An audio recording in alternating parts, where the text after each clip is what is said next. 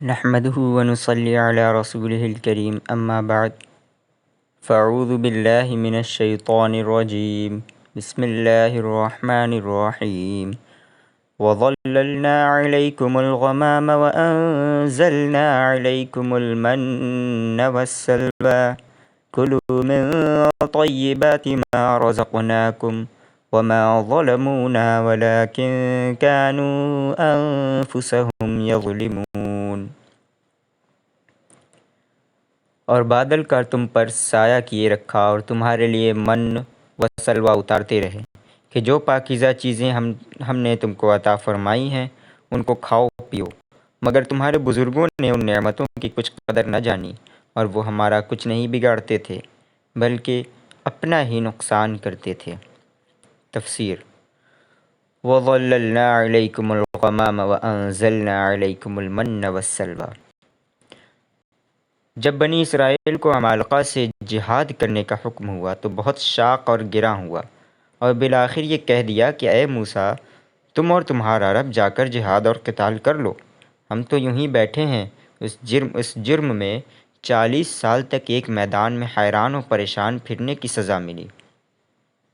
اس وقت موسیٰ علیہ السلام کی دعا سے ایک سفید ابر سایہ کے لیے بھیجا۔ سفید ابر یعنی سفید بادل سایہ کے لیے بھیجا تاکہ دھوپ کی تکلیف نہ ہو، اور کھانے کے لیے من و سلوہ نازل فرمایا، اور ایک نور کا ستون عطا فرمایا جو اندھیری راتوں میں چاند کا کام دیتا تھا۔ آئندہ آیت میں اسی واقعے کی طرف اشارہ ہے۔ اور اے بنی اسرائیل، سایہ کیا وادی تیہ میں ہم نے تم پر ابر کا۔ قتادہ سے منقول ہے کہ غمام اس ابر کو کہتے ہیں جو سفید ہو۔ ابن عباس رضی اللہ تعالیٰ عنہ سے منقول ہے کہ یہ ابر نہایت ٹھنڈا اور پاکیزہ تھا، ویسا ابر نہ تھا جو لوگوں میں معروف ہے، بلکہ وہ اس قسم کا ابر تھا یعنی بادل تھا کہ جس میں بدر کے دن فرشتے نازل ہوئے اور جس میں قیامت کے دن ملائکہ اور حق جل شانہ نزول اجلال فرمائیں گے، جیسا کہ دوسری جگہ ارشاد ہے: هل ينظرون الا ان يأتيهم الله في ظلل من الغمام والملائكة۔ ابر دو قسم کا ہوتا ہے، ایک وہ جو بخار یا دخان وغیرہ کے انجماد سے ظاہر ہو، اور دوسرا وہ جو عالم غیب اور عالم مثال سے بدون کسی سبب ظاہر کے ظہور میں آئے۔ لہٰذا ابن عباس رضی اللہ تعالیٰ عنہ کے ارشاد کا مطلب یہ ہے کہ یہ ابر دوسری قسم کا تھا، اور اسی طرح قیامت کے دن جو ابر ظاہر ہوگا وہ بھی اسی قسم کا ہوگا۔ اور اتارا ہم نے وادی تیہ میں خزانہ غیب سے تم پر من اور سلوہ۔ من ایک شیریں چیز تھی یعنی میٹھی چیز تھی، دھنیے کے سے دانے ترنجبین کے مشابہ، رات کو اوس میں برستی، صبح کو ہر شخص اپنی ضرورت کے موافق چن لیتا۔ دھنیے کیسے دانے تھے، ترنجبی کے مشابہ تھا، رات کو اوس میں برستی، صبح کو ہر شخص اپنی ضرورت کے موافق چن لیتا۔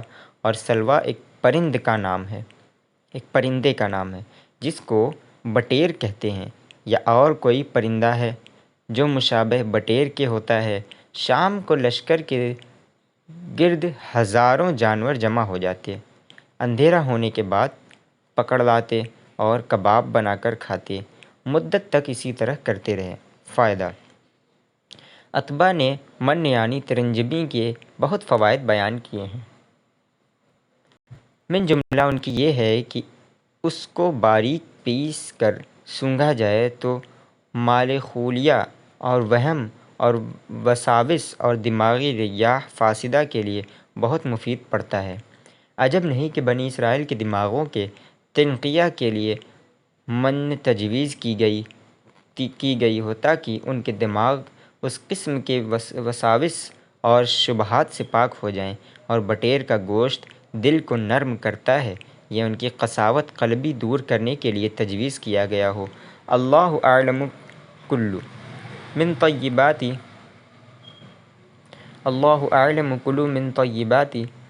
ما رزقناکم وما ظلمونا ولکن كانوا انفسهم یظلمون۔ اور کہا ہم نے ان سے کہ کھاؤ تم ان پاکیزہ چیزوں میں چیزوں میں سے جو ہم نے تم کو دیں، یعنی یہ چیزیں محض تمہارے کھانے کے لیے اتاری ہیں، ذخیرہ رکھنے کے لیے ضرورت نہیں۔ بنی اسرائیل نے اس حکم کی تعمیل نہ کی، اور باوجود اس کے کہ خدا کی رافت و رحمت کا کرشمہ روزانہ اپنی آنکھوں سے دیکھتے تھے، پھر بھی خدا پر بھروسہ اور اعتماد نہ کیا۔ انجام یہ ہوا کہ جو ذخیرہ رکھتے وہ سڑ جاتا۔ اللہ فرماتے ہیں، اور ہمارا کچھ بھی نقصان نہیں کیا، بلکہ اپنا ہی نقصان کرتے ہیں کہ ایسا رزق کھویا جس میں نہ دنیا کی مشقت تھی اور نہ آخرت کا حساب تھا۔ حافظ ابن کثیر رحمۃ اللہ علیہ فرماتے ہیں کہ اس آیت سے نبی اکرم صلی اللہ علیہ وسلم کے صحابہ کی فضیلت دوسرے حضرات انبیاء کے صحابہ پر ظاہر ہوتی ہے، اس لیے کہ صحابہ نے دھوپ اور گرمی میں غزوات اور سرایا کے لیے سفر کیے، مگر کبھی اس قسم کے خوراک کے خواہش مند نہ ہوئے کہ بنی اسرائیل کی طرح ہم پر من و سلوہ نازل کیا جائے اور دھوپ سے بچاؤ کے لیے ابر بھیج دیا جائے۔ حالانکہ نبی اکرم صلی اللہ علیہ وسلم اگر دعا فرماتے تو ضرور ایسا ہو جاتا۔ وَإِذْ قُلْنَا ادْخُلُوا هَٰذِهِ الْقَرْيَةَ فَكُلُوا مِنْهَا حَيْثُ شِئْتُمْ رَغَدًا وَادْخُلُوا الْبَابَ سُجَّدًا وَقُولُوا حِطَّةٌ نَغْفِرْ لَكُمْ خَطَايَاكُمْ وَسَنَزِيدُ الْمُحْسِنِينَ۔ اور جب ہم نے ان سے کہا کہ اس گاؤں میں داخل ہو جاؤ اور اس میں جہاں سے چاہو خوب کھاؤ پیو، اور دیکھنا دروازے میں داخل ہونا تو سجدہ کرنا اور حطۃ کہنا، ہم تمہارے گناہ معاف کر دیں گے اور نیکی کرنے والوں کو اور زیادہ دیں گے۔ انعام الدہم، 10واں انعام۔ وَإِذْ قُلْنَا ادْخُلُوا هَٰذِهِ الْقَرْيَةَ، حافظ ابن کثیر فرماتے ہیں کہ اس آیت میں قریہ سے بیت المقدس مراد ہے، اور یہ واقعہ اس وقت کا ہے جب بنی اسرائیل 40 سال کے بعد میدان تیر سے یوشع بن نون علیہ السلام کی معیت میں نکلے۔ جمعہ کی شام کو بیت المقدس فتح ہوا اور کچھ دیر کے لیے سرج روکا گیا، یہاں تک کہ یوشع بن نون علیہ السلام کو فتح حاصل ہوئی۔ اس وقت یہ حکم ہوا کہ تم اس شہر کے دروازے میں سجدہ شکر کرتے ہوئے اور زبان سے استغفار اور اپنے گناہوں کا اعتراف اور اقرار کرتے ہوئے داخل ہو، جیسے حق جل جلالہ نے اپنے نبی علیہ الصلاۃ والسلام کو حکم دیا۔ اذا جاء نصر اللہ والفتح ورأيت الناس يدخلون في دين الله افواجا فسبح بحمد ربك واستغفره انه كان توابا۔ جب اللہ کی نصرت اور فتح آ پہنچی اور آپ نے لوگوں کو دین اسلام میں فوج در فوج داخل ہوتا ہوا دیکھ لیا تو اس کے شکر میں اللہ کی تسبیح اور تمحید اور استغفار کیجیے، بے شک اللہ تعالیٰ بڑا توجہ فرمانے والا ہے۔ چنانچہ نبی اکرم صلی اللہ علیہ وسلم جب فتح مکہ مکرمہ کے لیے تشریف فرما ہوئے تو مکہ مکرمہ میں داخل ہوتے وقت خشوع اور خضوع، تواضع اور تزلزل کے آثار آپ صلی اللہ علیہ وسلم سے ظاہر اور نمایاں ہو رہے تھے۔ اس شان سے مکہ میں داخل ہوئے اور فتح ہو جانے کے بعد غسل فرمایا اور 8 رکعت نماز پڑھی۔ بعض علماء کے نزدیک یہ نماز صلاۃ الضحیٰ یعنی چاشت کی نماز تھی، اور بعض کہتے ہیں کہ یہ صلاۃ الفتح تھی، یعنی فتح مکہ کے شکر کی نماز تھی۔ سعد بن ابی وقاص رضی اللہ تعالیٰ عنہ جب ایوان کسریٰ میں فاتحانہ داخل ہوئے تو محل میں پہنچ کر 8 رکعت نماز پڑھی۔ آئندہ آیت میں اسی واقعے کی طرف اشارہ ہے۔ اور یاد کرو اس وقت کو جب کہا ہم نے کہ داخل ہو اس شہر میں، پس کھاتے پھرو اس میں جہاں چاہو وسعت اور فراغت کے ساتھ، اور داخل ہو اس کے دروازے میں سجدہ کرتے ہوئے، یہ شکر بدنی ہوا، اور بخشش کہتے ہوئے یعنی توبہ اور استغفار کرتے ہوئے اور اپنے گناہوں کی معافی چاہتے ہوئے داخل ہو، یہ شکر لسانی ہوا، اور ان دونوں عملوں کی روح ندامت قلبی ہے۔ بس اگر ایسا کرو گے تو ہم تمہاری تمام خطاؤں کو بخش دیں گے، اور اخلاص کے ساتھ نیکی کرنے والوں کے اجر میں بقدر ان کے اخلاص کے۔ پس بدل ڈالا ظالموں نے بات کو خلاف اس طریقے کے کہ جو ان سے کہی گئی تھی، بجائے سجدہ کے سرین کے بل داخل ہوئے،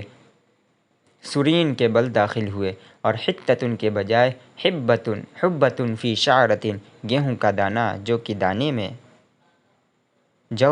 میں سرین کے بل داخل ہوئے، اور حطۃ کے بجائے حبۃ فی شعرۃ، یعنی گیہوں کا دانہ جو کے دانے میں، ایک محمل لفظ بطور تمسخر، مزاقیہ یعنی مزاقیہ انداز کے کہنے لگے، پس نازل کیا ہم نے ان لوگوں پر جنہوں نے ظلم کیا تھا ایک عذاب آسمان سے، اس وجہ سے کہ وہ حکم عدولی کرتے تھے، یعنی اس درجہ بے باک تھے کہ بجائے اس کے کہ نعمت کا شکر کرتے، بے ادبی کی اور توبہ اور استغفار کی جگہ